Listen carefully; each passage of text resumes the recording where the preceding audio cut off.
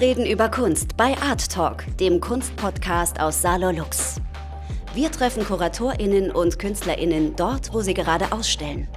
Mit uns entdeckt ihr zeitgenössische Kunst und außergewöhnliche Kunsträume in unserer Region.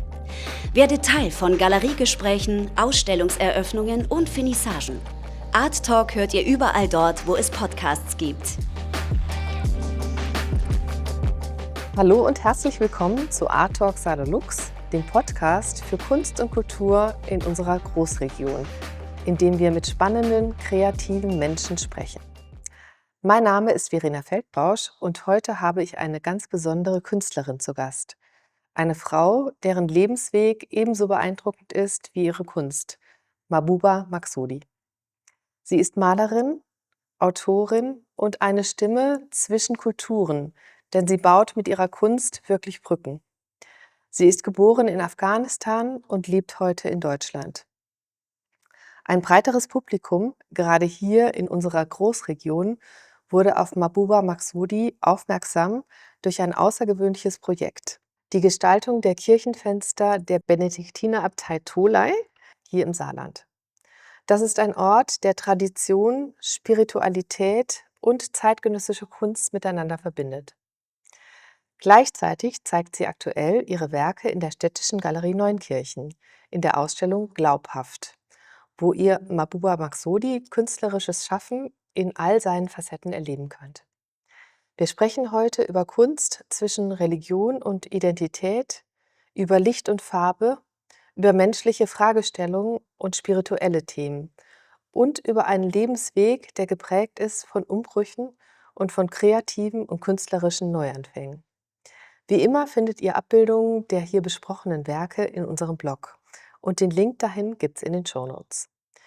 Diese Folge von Art Talk Saarlorlux wird gefördert durch das Ministerium für Bildung und Kultur des Saarlandes. Wir danken herzlich für die Unterstützung, die es ermöglicht, künstlerische Stimmen wie die von Mahbouba Maksudi hörbar zu machen und den kulturellen Dialog in unserer Region und darüber hinaus zu stärken. Nun wünsche ich euch viel Spaß beim Zuhören. Liebe Mahbouba Maksudi, ich freue mich sehr, dass Sie heute hier sind. Herzlich willkommen. Danke für die Einladung.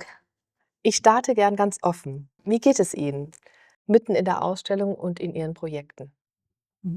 Ich fühle mich wohl und ganz zufrieden. Schön. Sie haben einen außergewöhnlichen Lebensweg hinter sich, von Afghanistan nach Deutschland. Sie sind 1957 in Afghanistan geboren und haben dort persische Miniaturmalerei gelernt bei Ihrem zukünftigen Mann. War Kunst für Sie von Anfang an klar oder hat sich das mit der Zeit entwickelt? Wie waren Ihre künstlerischen Anfänge? Ja, das ist, wie Sie erwähnt haben, ein sehr langer Weg. Und ich denke, von den ersten Schritten in der Miniaturmalerei in Herat über das Studium an der Kunstakademie in St. Petersburg als erste bewusste Begegnung mit europäischer Kunst und Kultur bis hin zu den Erfahrungen mit der Kunst in Deutschland haben all diese Stationen meinen Weg geprägt und mich zu dem geführt, was ich heute bin oder Ja. wie ich mich heute fühle. Aber doch, der Weg bleibt immer noch offen. Schön, ja. In Afghanistan lag der Schwerpunkt zunächst auf persischer Miniaturmalerei. Dann kamen Sie und Ihr Mann durch Stipendien in die ehemalige Sowjetunion nach St. Petersburg. Dort haben Sie sich mit europäischer Kunst auseinandergesetzt und Ihr künstlerisches Handwerkszeug weiterentwickelt. Sie haben also unterschiedliche Techniken im Zeichnen und Malen ausprobiert und außerdem haben Sie dort Kunstkeramik studiert. Was ist Ihnen aus dieser Zeit noch sehr gut in Erinnerung? Als ich nach St. Petersburg kam, ich habe ja, wie erwähnt haben, etwas ganz anderes erfahren, die Miniaturmalerei. Und in St. Petersburg bin ich ja erstes Mal bewusst mit der europäischen Kunst in Berührung gekommen. Das war ein neuer Anfang. Ich musste wirklich vieles, was die andere, meine Kommilitonen schon hinter sich hatten, musste ich erst selber erlernen. Und das heißt für mich viel Arbeit. Dadurch, dass ich so neugierig bin und liebe, was betrifft etwas Neuigkeiten, dann war ich ja bereit, alles, was möglich ist, zu lernen. Und in der Akademie, diese Touren waren fast 24 Stunden offen, ja. Und ich habe versucht, jeden Tag, jede Möglichkeiten in Auditorien, beim Malen, beim Zeichnen, in der Kunstgeschichte, in den Räumen des Museen. Alleine im Etage ist ja, man sagt, 24 Kilometer. Und präsentiert wird dort von der Antike bis moderne Kunst. Das war ein Meer vor Möglichkeit und ich versuchte alles zu benutzen. Und dafür bin ich dankbar, weil als ich nach Deutschland kam, im Grunde genommen europäische Kunst und Kultur war mir in vielen Bereichen bekannt. Nun, hier in Deutschland habe ich etwas dazu entdeckt und versuchte mich zu vertiefen. Da Sie nicht nach Afghanistan zurück konnten, sind Sie ja dann nach Deutschland gekommen und haben zunächst figurativ und abstrakt gearbeitet und schließlich das Malen auch auf Glas entdeckt. Mhm. Kann man das so sagen, ja? Wie hat dieser Weg Ihre künstlerische Perspektive geprägt? Ich denke, alle Stationen, die in meinem Leben hinter mich waren, haben mich geprägt. Es war bewusst oder unbewusst, intuitiv. Und was betrifft Stoffglas, das hatte ich in der Akademie, in der Kunstgeschichte eine Berührung gehabt. Ich wusste schon, was für eine Bedeutung hatte Glas im Bezug der gotischen Architektur in früheren Mittelalter und auch später. Mein Mann und ich, wir waren beide freiberufliche Künstler. Ich sage, mit einem vollen Rucksack hier gekommen. Auf einmal, wir standen von einer Situation, dass niemand uns in dem Sinne, wie ich gedacht habe oder wie wir gedacht haben, gebraucht. Und dann war Anfang der Suche, dass ich etwas Neues entdecke, trotzdem bei meiner künstlerischen Tätigkeiten bleibe. Und so kam ich zum Stoffglas. Ja. Das erste Strich auf Glas war für mich fast erschreckende Erfahrung, weil ich suchte die Fläche. Mhm. Weil Glas lässt das Licht durchzugehen. Und das war der interessante, nicht leichte, eigentlich schwere Anfang. Das Neue auch, ne? Das Neue natürlich, ja. Genau. Wann haben Sie gemerkt, dass Kunst für Sie mehr als ein Ausdruck, vielleicht sogar eine Notwendigkeit ist? Hm. Schon bei den ersten Begegnungen, wie eine Welle, die sich auf einen kleinen Parfümfläschchen brichte, hätte ich das Gefühl zu malen. Das war schon in Herat, als ich in den 11. Klasse im Gymnasium war. Das war ein Zufall natürlich. Vieles zeigte sich mir vom Anfang an in Linien, die bereits Farbe tragen. Mhm. Nicht nur als Möglichkeit, sondern wie eine leise Bedrängnis, eine innere Notwendigkeit, der ich mich kaum entziehen kann oder auch konnte. Mhm. Und das prägt mich weiter. Ja. Arbeiten Sie eher intuitiv oder konzeptuell? Oder ist es eine Mischung von beiden? Es ist eine sehr schöne Frage und ich denke, am meisten Künstler arbeiten eher intuitiv, weil für mich bedeutet diese Intuition, diese Gefühlssache. Es ist ja, Arbeiten mit Kunst ist ja keine wissenschaftliche Arbeit, ja. Dadurch entsteht so ein Vertrauen durch diese intuitive Umgang. Was man gemeinhin als Bauchgefühl nennt, denke ich. Aber ich denke, das ist ja komplette innere Wahrnehmung, die den ersten Impuls auslöst und lenkt. Mhm.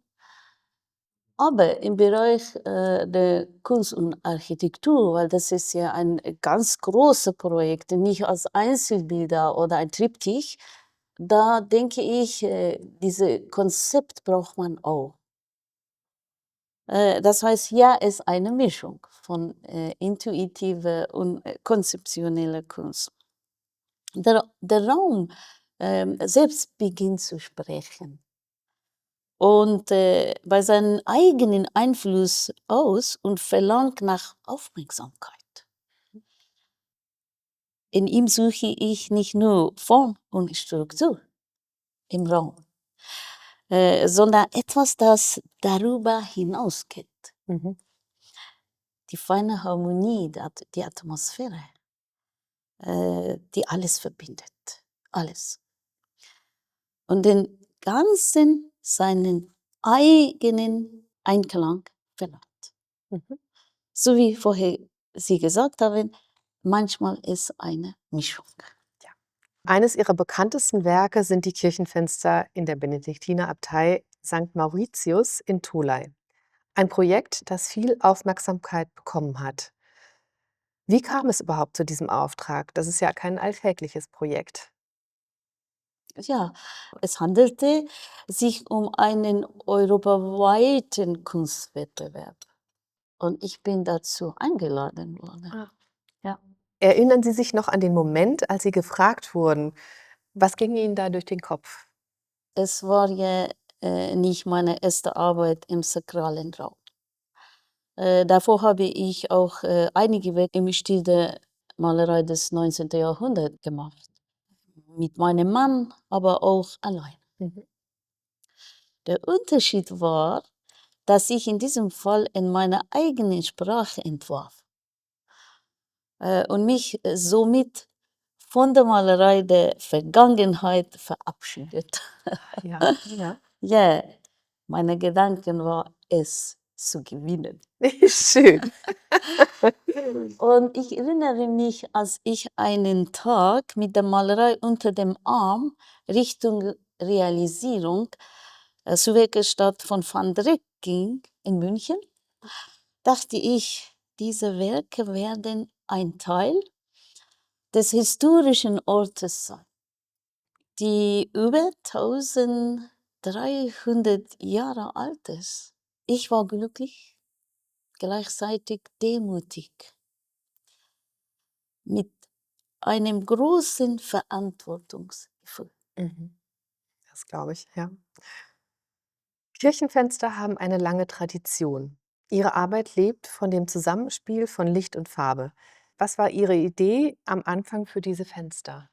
Für diese Fenster in Tholey, die Idee war wie überall, wenn ich im Raum arbeite, dass ich ein Teil mit meinen Werken, ein Teil des Raumes werde.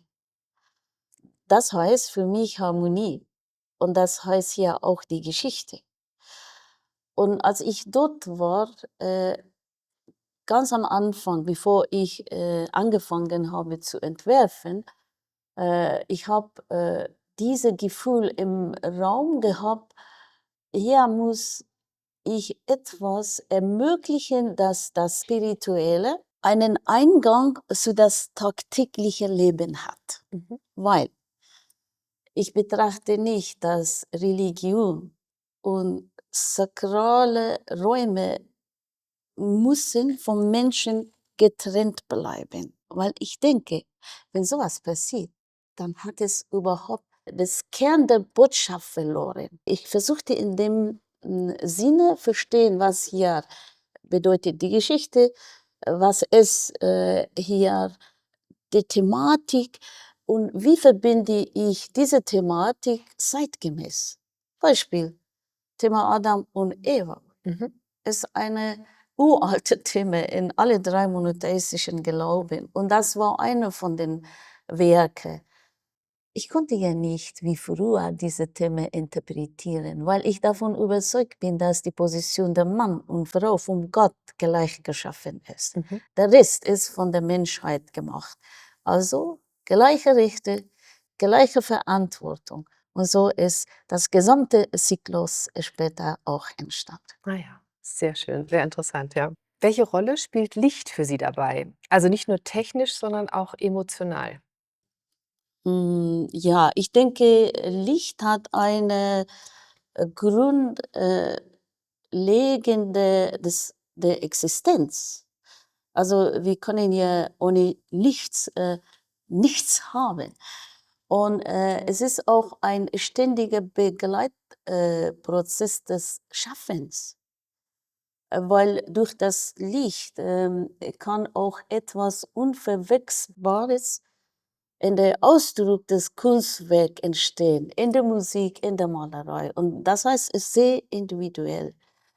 Und durch diese Individualität, der Umgang mit dem Licht, schafft man auch eine emotionale Ausdruck. Und dadurch entsteht natürlich auch emotionale Wahrnehmung des Bildes in der Wahrnehmung des Betrachters. Ja. Und ich hoffe natürlich, dass meine Werke in dem Sinne auch Menschen berühren. Ja. Mhm. Gab es religiöse oder spirituelle Aspekte, die Sie persönlich besonders berührt haben in dieser Arbeit? Es ist ja so, alles, was ich mache in der Kunst, ob im Bereich Kunst und Architektur ist oder einzelne Bilder. Spiritualität spielt eine ganz zentrale Rolle bei meiner Arbeit. Und wenn die Werke entstehen für einen sakralen Raum, diese sakralen Räume, nicht alle, aber am meisten haben auch diese Wahrnehmung der Spiritualität. So, und dadurch beeinflusst nochmal sozusagen zusätzlich das, was ich in dem Sinne ausdrücke. Und unabhängig von der Thematik. Mhm. Mhm. Jetzt habe ich noch eine Zwischenfrage. Sie sagen ja, das ist ja nicht der erste sakrale Bau, also die Fenster des ersten sakralen Baus, die Sie gestaltet haben. Mhm. Können Sie ein kleines bisschen erzählen, wie das anfing und wie Sie überhaupt dazu gekommen sind, Fenster für Kirchen auch zu gestalten? Es ist eine wirklich sehr richtige, gute Frage. Wie gesagt, ich habe ja meinen Weg gesucht und dann kam Christoph Glass und dann arbeitete ich mit einer Firma in München, die auch jahrelange Erfahrungen im Bezug Kunst und Architektur hatten. Und so entstand eigentlich da diese Zusammenarbeit im Sinne der Entwurfstil des 19. Jahrhunderts, weil wir, ich sage immer wir, mein Mann und ich, in St. Petersburg studierten. Und diese 19. Jahrhundert Malerei ist eine ungefähr vergangene Zeit in Europa, aber in Amerika, man redet von allen dort. Also man hat ja komplett moderne Kunst und auch 19. Jahrhundert Malerei. Und dadurch kamen wir zu Aufträge, ich sage hier wirklich Aufträge im Stil des 19. Jahrhundert Malerei. Mhm. Und entstand mehrere Projekte wie in Nashville, Tennessee, in Roanoke, hm, auch ungefähr in diesem Art und Weise zwei Dicke für Capitol in der Stadt Albany, also New York, private Häuser und. Also das Projekt in Tolai war nicht meine erste Erfahrung, wie ich vorher gesagt habe, Mhm. nur dieses Mal war meine eigene Sprache, die ich dafür jahrelang gearbeitet habe. Ja, okay, super, da haben wir das auch noch mal geklärt, genau. Was mich auch noch interessiert, wie haben die Mönche oder die Gemeinde auf Ihre Entwürfe reagiert? Gab es Diskussionen oder war direkt Vertrauen da? Als die Entscheidung der Jury veröffentlicht wurde, es gab zwischen mir und Konvent also überhaupt keine Diskussion. Entstand eine tiefe Vertrauen. Ah, schön. Mhm. Und das sich hat auch nach der Einweihung in der Gemeinde deutlich widerspiegelt. Mhm. Schön, also ist gut angenommen Genau, worden, ja. also nach der Einweihung Sehr schön. betone ich Sehr das. schön, sehr schön, sehr schön, ja, ja. Ja. In der Abtei Tholey sind ja auch Fenster, die von dem sehr bekannten Künstler Gerhard Richter gestaltet sind. Wie ist es, zusammen mit einem solchen Ausnahmekünstler die Fenster einer Abtei zu gestalten, also nebeneinander? Also, Sie haben ja nicht zusammen gestaltet. Hat dieses Projekt irgendwas mit Ihnen persönlich auch gemacht? Ja, ich denke, jede Projekt macht etwas Persönliches, sogar auch jede Kunstgespräche, Lesungen. Zum Beispiel gestern hier in diesem wunderbaren Raum. Erstes Mal habe ich nach mehreren Lesungen in unterschiedliche Zusammenhänge in einem Raum, wo meine Bilder rumherum hängen. Das war wieder komplett neu, neue Wahrnehmung. Und so war auch mit dem Projekt in Tolai.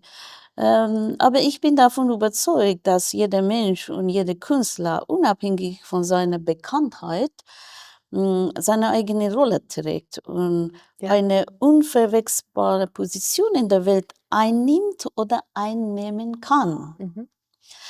Was die Erfahrung betrifft, hat sie mein menschliches Verständnis in vielerlei Hinsicht übertroffen. Mhm. Das Gute zeigte sich für mich im Ergebnis. In einer Harmonie, in der sich alle Bilder im Raum gegenseitig ergänzen. Ja, sehr schön. Ja. Kann man sagen, dass diese Arbeit auch ein kultureller Brückenschlag ist zwischen Ihrer Herkunft und dem europäischen Kirchenraum? Ich denke ja. Mhm. Äh, Wir haben bis jetzt darüber gesprochen, dass viele Stationen meines Lebens haben mich geprägt. Und über alle diese Stationen, von Afghanistan bis Sowjetunion und dann hier, trotz aller Unterschiede habe ich immer äh, etwas Gemeinsames entdeckt. Und das ist auch, was ich mit meiner Arbeiten ausdrücken kann. Ja, wir sind unterschiedlich, aber wir haben etwas Gemeinsames. Und ich denke, die Kunst konnte und kann auch nicht die Welt retten. Das ist auch nicht die Aufgabe von Kunst, sondern etwas zu sagen ist die Aufgabe von den Künstlern. Und wenn ich mit meinen Werken, ob das jetzt in sakrale Räume sind oder so wie hier in der Ausstellung, die Menschen von deren feste Position ein wenig, sogar 1 Millimeter loslasse, dann ist ja wunderbar. Ja, das ist, sehr gut beschrieben. Danke. Jetzt kommen wir zu der Ausstellung in der Städtischen Galerie Neunkirchen, wo wir auch das, Interview hier machen. Neben diesem großen sakralen Projekt zeigen Sie aktuell Ihre Arbeiten in der Städtischen Galerie Neunkirchen in der Ausstellung Glaubhaft. Und hier finden wir auch eine Anzahl von Zeichnungen und Skizzen zu den Kirchenfenstern in Tholey. Was erwartet die BesucherInnen in Ihrer Ausstellung? Ja, es ist ja so, ich bin durch die Öffentlichkeit arbeiten eher bekannt für Kunst- und Architekturwerke. Und jetzt kommen wir zu dieser Ausstellung. Die Besucher werden vielleicht auf einmal etwas sehen, was eigentlich damit nichts zu tun hat. Das ist eine Seite. Mein Ziel ist in dieser Ausstellung. Zweite ist, dass hm, die Werke, die am Ende ins Glas umgesetzt werden, haben hinter sich eine intensive Arbeit, Schritte, die vielen nicht bekannt ist. Es sind mehrere Studienzeichnungen, es sind Malereien, dass die am Ende ins Stoffglas oder in eine andere Stoff umgesetzt werden können. Das wollte ich eigentlich zeigen, weil streng genommen sind sie bereits eigenständige, abgeschlossene Werke, Mhm. die in ein anderes Material überführt werden. Ja, das stimmt. Also, man sieht hier auf der Empore Skizzen, Mhm. Bleistiftskizzen wahrscheinlich oder Ja. also, das Thema sind ja dann die Fenster in Tholey oder die Mhm. die Vorarbeiten für die Fenster in Tholey. Und hier sieht man ja auch, Acryl, auch wieder Skizzen oder Ausschnitte eigentlich, oder? Es ist ja so, dass hier aus der Tolaier Cyklus habe ich nur ein einziges Werk, Gut und Böse, der sogenannte Satanismus präsentiert. Mhm. Sie sehen daneben diese 1:10 Format, so wie in Tolai am Ende sozusagen ins Glas umgesetzt wurde. Aber ich habe hier das Gesamte mit 40 Bilder auseinander getrennt in eine neue Komposition daneben präsentiert. Damit wollte ich sagen, meine Werke können auch unabhängig von Raum funktionieren. Jeder Teil ist wie ein Bild. Ja, genau. Ja, das ist sehr interessant. Das muss man sich wirklich anschauen. Und jetzt können Sie sich vorstellen, alleine für diese Arbeit gibt es von mir ausgewählte 63 Studienzeichnungen. Hier sind 40 präsentiert und wir haben in Tolai 29 Bilder. Also ich sage Ihnen, über 350 Studienzeichnungen und Bilder. Also da gibt es eine Möglichkeit, weitere Präsentationen im Sinne der Bilder. Ja. Gibt es einen roten Faden oder ein zentrales Thema, das sich durch die Werke zieht, die wir hier sehen in Neunkirchen? Ja, ich bin eine Künstlerin, die nicht dekorativ arbeitet, weil ich trage in mich, gewollt oder nicht gewollt, bewusst oder nicht bewusst, vieles. Und die Quelle meiner Inspirationen sind das tagtägliche Geschehnis mit Menschen, mit Natur, mit deren Sorgen, mit deren fröhliche Empfindungen und so weiter. Und so drücke ich das auch in meiner Arbeiten aus. Und daher sind die Menschen, die wirklich die sogenannte rote Faden, die durch alle Arbeiten sichtbar sind. Damit möchte ich auch sagen, dass wir Menschen sind ein Teil vom Gesamten.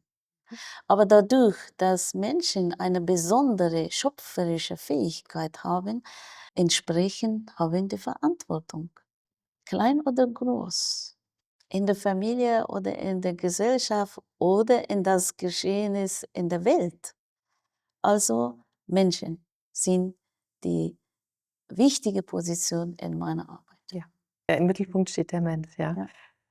In Ihren Arbeiten geht es oft um Identität, Aufbruch und Zugehörigkeit.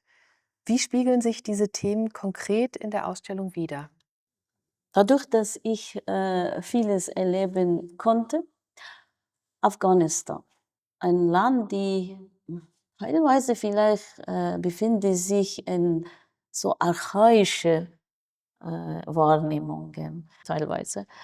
Dann wieder hat man dort Kopie von modernen Umgang mit der Welt.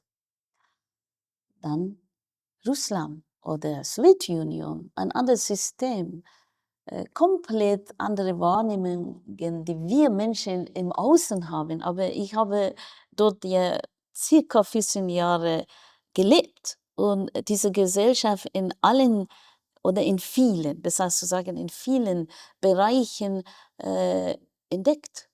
Dann komme ich hier. Ja, am Ende, wie ich vorher gesagt habe, ich sehe alles in einer komplexe Verbindung. So wie man die Erde von oben geschaut, das ist wunderbar und sieht man die Grenze nicht, vielleicht die Unterschiede. Und so sehe ich auch diese Unterschiede, die als Bereicherung, als Reichtum für uns betrachte. So und auch suche ich meine Identität wirklich darin, in das Gemeinsame, das wir Menschen haben und uns ausmacht. Und die Unterschiede ist einfach schön. Ich bin ja Malerin. Wie langweilig wäre, wenn alle gleich wären. Das stimmt. Da haben Sie total recht. Arbeiten Sie hier mit neuen Techniken und Motiven? Ich suche ja immer neue. Durch die neue Situation ergibt sich auch immer wieder etwas Neues. Ja? Obwohl ich ja viel mit Farbe beschäftigt bin und eigentlich ich sehe alles in Farbe, manchmal kommen auch neue Techniken. Beispiel, wie ich arbeite, wenn das Stoff von meinem Werk Glas ist, nicht durchgeht, aber Licht ist sehr wichtig. In dem Fall zum Beispiel nehme ich dann Spiegel. Mhm. Also es kommen immer wieder neue Techniken und ich hoffe, wie ich mit dem Glas umgehe, werde ich auch initiieren, dass meine Künstlerkolleginnen und Kollegen auch das Glas für ihre Kunst entdecken können. Ja, als neuer Untergrund, genau, Ja. oder als alternativer Untergrund. Wie unterscheidet sich Ihre freie künstlerische Arbeit von einem Auftragswerk, wie den Kirchenfenstern in Tholey zum Beispiel? Also ich sehe keine Trennung. Mhm. Weil, wie gesagt, ich gehe mit sogenannten biblischen Erzählungen auch nicht so wie vielleicht in der christlichen Ikonografie bekannt ist. Ich lose mich davon komplett aus, ja. Das können Sie in Tolai sehen, das können Sie in Kam und so weiter. Ja, der einzige Beschränkung für mich im Auftrag ist, diese technische Beschränkungen, zum Beispiel Format des Fenster. Es ist so, wie es ist. Also ich muss mich innerhalb des Formates bewegen. Dann natürlich Raum, Atmosphäre des Raumes, das auch beeinflusst, wie ich dann mein Konzept in dem Sinne als Farbe sehe. Das sind so ungefähr 2 Beschränkungen. Mhm. Was betrifft der Interpretation, da habe ich genauso wie Einzelbilder meine hundertprozentige Freiheit. Gibt es ein Werk in der Ausstellung, das Ihnen besonders am Herzen liegt? Auch schwer zu sagen. Wenn ich so genau schaue, ich denke, ein Bild, die auch nicht groß ist, heißt: „Die Einzelnen gehen ihren Weg." Sollen wir da mal hingehen kurz? Können wir hingehen? Ja. Welche Bedeutung hat dieses Werk für Sie? Ja, das ist, ein weiterer Schritt gewesen, die Entstehung dieser abstrakte Figuren, die mal, äh, ja, gegenständlich sind und wiederum nicht. Mhm. Und diese Thema, dass die Einzelnen gehen ihren Weg, beschäftigt mich. Ich habe vorher gesagt, 3 Kulturen, 3 unterschiedliche äh, Positionen von der politischen, von dem System, von Religion. Aber ich habe immer wieder das Gleiche entdeckt, dass Menschen gehen zusammen alle in eine Richtung. Es gibt nur einige, die denken, oh, ich muss jetzt selber überlegen Mhm. und die Verantwortung Mhm. übernehmen. Das ist, was ich wirklich als Betrachterin beobachtete. Ja. Ah ja, schön. Und vielleicht, das sehen Sie weiter in vielen Bildern. Ja, Das ist das irgendwie stimmt. ein Anfang gewesen. Ja, okay. Ja. Wir werden auf jeden Fall auch ein Foto von dem Bild machen und in die Shownotes stellen, damit die Zuhörerinnen dann auch wissen, um welches Bild es sich handelt. Ja, Sie können das hier sehen, das ist 2000. 2008, ja. Und sehen Sie, das habe ich dann dort wiederholt, aber nicht das Gleiche im Sinne jetzt die Umsetzung auf Glas. Und Mhm.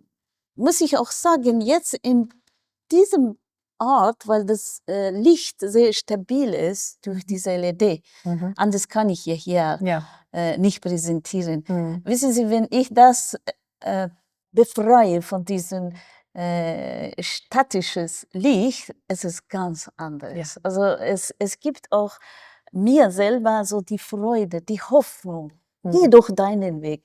Sehen Sie alle wieder laufen, aber einer dreht sich mal so und dann Ja. komplett anderes. Mhm. Die eine ist in Überlegung. So sehe ich die Menschen. Ja. Das Bild heißt Der Weg und ist von 2012. Ja. Genau, 2008 ist so eine kleine Leinwand entstanden und Mhm. erste, das ich dann nachher probiert habe auf Glas, war das Bild. Schön. Sie sind nicht nur bildende Künstlerin, sondern auch Autorin und Frauenrechtlerin. Hm. 2017 haben Sie Ihre Autobiografie veröffentlicht mit dem Titel Der Tropfen weiß nichts vom Meer.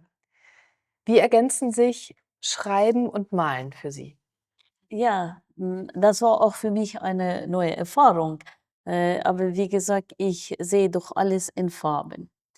Ähm, Die Idee entstand, dass ich das, was ich erleben musste, durfte, jetzt in kleine Bilder nicht malen, sondern schreiben. In dem Sinne, dass ich äh, mit meinen Worten das Malen den Leserinnen und Leser überlasse. Sie sollen selber malen. Interessant. Ich bekomme viele Rückmeldungen und können Sie vorstellen, dass diese Rückmeldungen die Wahrnehmung von den Menschen, die ich bekomme, fließen wieder ein in meine Malerei. Also Ja. eine ergänzt Ach, wie schön, den ja. andere oder ja, das beeinflusst mich sehr auch wiederum. Mhm. Ja, Mhm. ja, das stimmt. Also, wenn man was liest, dann entstehen Bilder Mhm. im Inneren. Und das ist ja interessant, dass Sie das dann noch mal aufnehmen, ja. Ja. Schön. Ihre Kunstwerke erzählen ja sehr oft persönliche Geschichten. Wie viel von Ihnen selbst steckt da drin? Ja, wir alle haben eine persönliche Geschichte. Und diese persönliche Geschichte basiert sich in das Geschehnis im Leben mit, mit Vertrauen, mit Liebe, mit Hoffnung, auch mit dem Verlust. Das sind Themen, die nicht nur ich erleben musste oder erlebe, alle wir. Und ob man will oder nicht, es reflektiert sich in unsere tagtäglichen Tätigkeiten, aber als Maler natürlich auch in den Bildern. Ja, das ist irgendwie normal für mich, ja. Mhm. Und damit natürlich auch entsteht die Verbindung zwischen das Bild und Betrachter, weil wenn das der Fall ist, wenn ich diese Faden ausdrücken konnte, dann konnte auch diese Verbindung entstehen. Und damit ist auch mh, das Ende des Bildes, ja. Ich sage nicht, dass ich das Bild zu Ende male, sondern das Ende der Malerei entsteht in der Wahrnehmung die oder der Person, die vor dem Bild ist. Ja. Mhm. Welche Rolle spielt Ihre Herkunft heute noch in der Kunst? Ja, vieles. Ich denke, in meiner Herkunft, wir hatten viele so Gedanken, die auch heute mich begleiten, ja. Beispiel, voller Respekt miteinander umzugehen. In der Erziehung, in der Familie eher sage ich die Offenheit, neugierig zu sein, ähm, für das, was die anderen Menschen machen. So bin ich erzogen. Und vielleicht, das ist nicht beim allen, die in Afghanistan geboren sind, aber mindestens bei mir. Und das weiterhin in meine Werke präsent sind. Mhm. Ja? Mhm.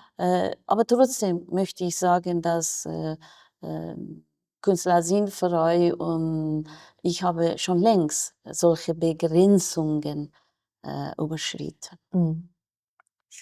Ganz kurz noch mal eine Frage zu Ihrer Herkunft. Sie sind, wie schon gesagt, in Afghanistan geboren und in Ihrer Familie gibt es 7 Mädchen. Also Ihr Vater und Ihre Mutter haben 7 Töchter. Können Sie darüber noch was sagen? Weil ich meine, das ist ja schon 'ne besondere Situation gewesen auch. Auf jeden Fall. Doch auch immer wieder, wenn ich bei der Lesungen diesen Satz ausspreche, dass ich in eine Familie hineingeboren bin, dass wir 7 Schwestern waren, ich sehe schon, oh, also hier ist sogar auch nicht so, Mhm. ja, so klar wahrzunehmen. Afghanistan war so und auch jetzt ist so. Das Schöne ist, in unserer Familie, das war nie ein Thema, besonders von Seite meines Vaters. Mhm. Mutter vielleicht hat ein paar Mal habe ich von ihr gehört, dass sie auch andere Wünsche hatte. Aber warum mein Vater? Darüber habe ich mit ihm leider, als er noch auch im Leben war, keine Chance gehabt oder habe ich die Situation nicht so wahrgenommen Mhm. oder damit mich nicht so tief beschäftigt. Ich denke, er war ein wirklich gläubiger Mensch. Er hat also als Muslim an Gott geglaubt. Und wenn man so glaubt, ob Mann oder Frau, sind alle sozusagen von Gott uns geschenkt. Mhm. Dass die weniger Rechte oder mehr Rechte haben, das sind ja Ereignisse, das durch die Geschichte vor allem von Männern geschaffen wurde. Ja. Deswegen hat die Frau in keine monotheistische Religionen die gleiche Position wie ein Mann. Mein Vater hat das anders interpretiert und auch in der Familie überhaupt keinen Raum freigelassen, darüber zu diskutieren. Das war kein Thema. Und wenn man so überzeugt ist, die andere außerhalb der Familie, im Dorf oder in der Stadt, haben nie ihm so eine Frage gestellt, weil er so überzeugt war und das hat er ausgestrahlt. Und so bin ich auch erzogen, weil sie vorher gesagt haben, dass ich vielleicht auch als Aktivistin, also ich betrachte mich ja wirklich nicht so in dem Sinne, wie man es wahrnimmt, als Aktivistin, sondern oder Feministin. Ich sehe schon wirklich, dass die Welt besteht aus der beiden Geschlechter und die beiden haben zusammen die Verantwortung, das Leben zu gestalten und haben unterschiedliche ja, Charaktere, also auch als Geschlecht, aber das heißt nicht, dass die Rechte beschränkt wird. Ja?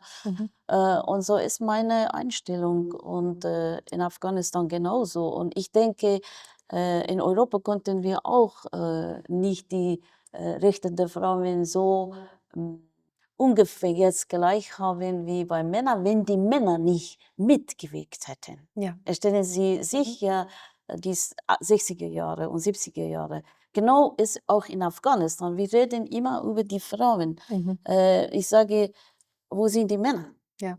Weil eigentlich die sind die Täter. Mhm. Also dann muss man auch diese Themen mit Männern auch diskutieren und dass denen bewusst ist, was ist ihre Rolle.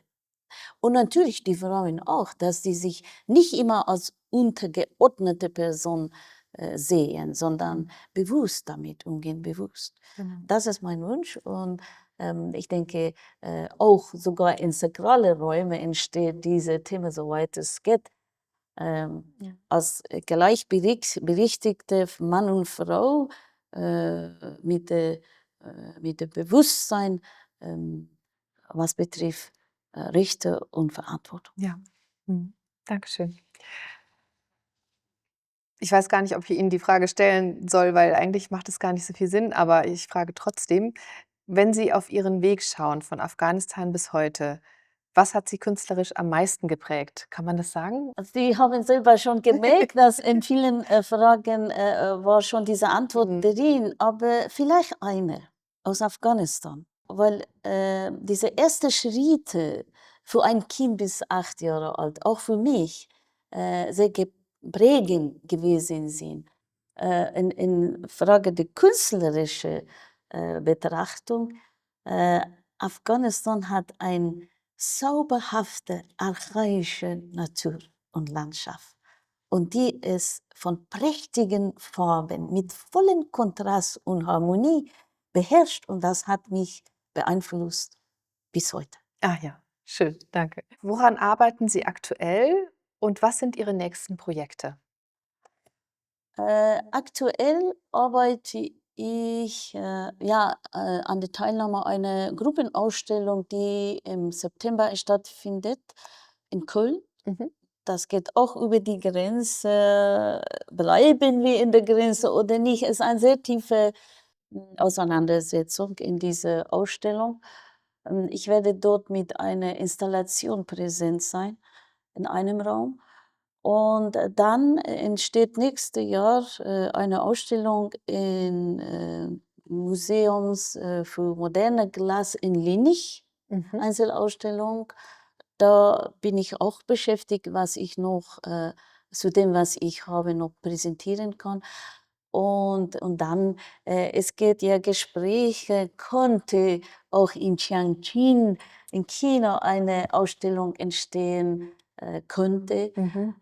Und was betrifft Projekte, ja, es ist eine wunderbare Projekt, gerade in der Realisierung ist für die Franziskanerienkloster in Reutte. Ah ja.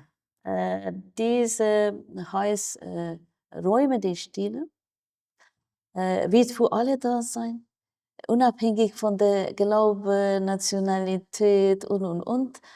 Und ich habe diesen Werke die Namen Lebenslinien genannt. Mhm. Damit möchte ich die Geschichte dieser Kloster, die vor einige hundert Jahre gegründet wurde, bis heute eine Verbindung schaffen und auch in der Zukunft.